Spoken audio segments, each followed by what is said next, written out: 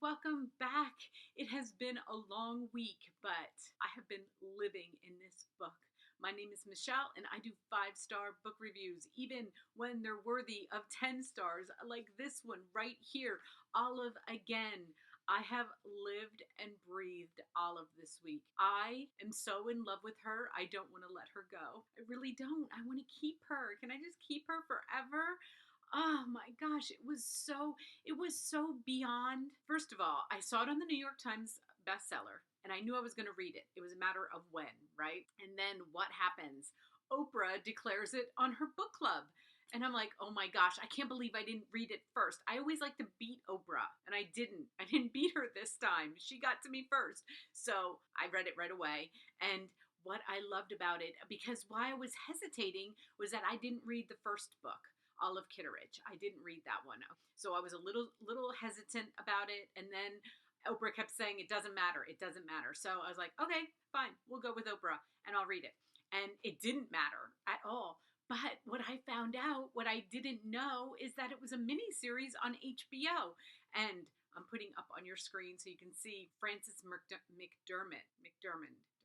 I always say her name wrong. Why? Why, Frances? I'm so sorry. I always say it wrong. She was Olive. And oh my God, she was so good. I loved it. So, everything that you didn't read about, like if you didn't read the first book, go watch this miniseries because it's all what happened before Olive Again. Okay. And then Bill Murray's in it. It's 4 episodes. It was unbelievable. Unbelievably amazed. Okay. I have no words, so I'm not gonna. I keep trying to find words. I'm not even gonna find words. Let's just not find words. Olive Again came out October 15th. It's been on the New York Times since then. 200 on your screen. 293 pages, calling it humorous fiction because you will laugh out loud. Okay, it is number 10 this week on the New York Times. It's been up. It's been down. It's back up. Okay, because now that Oprah, next week it'll probably be number 1. Her books always go to number 1.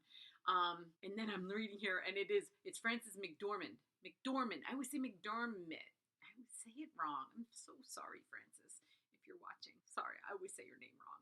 But anyway, Elizabeth Strout's writing is incredible. I think this is her 7th novel. She's 63 years old, and you have to watch when her and Oprah go on Gayle King's Today. It's CBS Today or CBS Morning or something like that. Go watch it.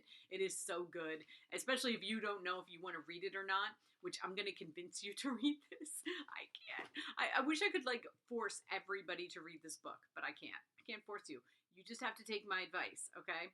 Up on your screen. Don't take my advice. Here, take all these other people's advice, okay? Amazon blurb, New York Times bestseller, Oprah's book club pick, Pulitzer Prize winner Elizabeth Strout continues the life of her beloved Olive Kitteridge, a character who has captured the imaginations of millions. Then Zadie Smith, Strout managed to make me love this strange woman I'd never met, who I knew nothing about. What a terrific writer she is. I know, right? I am her. Like we all have Olive in us, except for some of it. Like I think I should be more like her. I find as I'm getting older, I am speaking my mind more, and then you kind of walk away and you're like, did I say that? Did I just say that? Yeah, I did. I just said that. Olive, no problem. She has no problem saying anything. Here is like one of the lines. I put it up on your screen. Imagine at my age starting over again. I think about that every single day.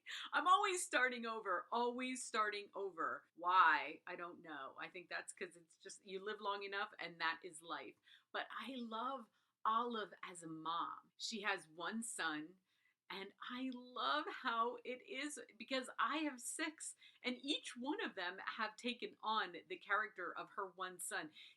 Elizabeth has managed to like combine all my children into this one son, and you just love her reactions, especially as we get older. I think that younger people who read her will be like, oh my gosh, my mom is so much like that. And then the older people, like me, the reader, are like, oh my gosh, I am so much like her and I'm happy about it. She's harsh sometimes. She says things. It's funny how she deals with her grandchildren too. Everything about this book, it is funny. It is a laugh out loud funny. You will be thanking me. You'll be thanking Elizabeth. You'll be like, oh my gosh, where was this book? But If you have read it, please let me know. I want to know. I've already heard Oprah talk about it, but I want to hear what you guys have to say. I want to know how much you loved it. It's Saturday. You can easily download it. I'm going to put the IndieBound in case you want to go to your local bookstore. But today you could just download it and read it. I read it. I listened to it. Loved it. Go watch the miniseries. Doesn't matter. I watched it like halfway. I was like halfway through with the book when I decided that I wanted to watch the miniseries, and I'm really happy that I did. I kind of took a break from the book and I just watched the miniseries, and then I finished the book, and it worked out perfectly. And I hope, do you think she'll do another miniseries on this book?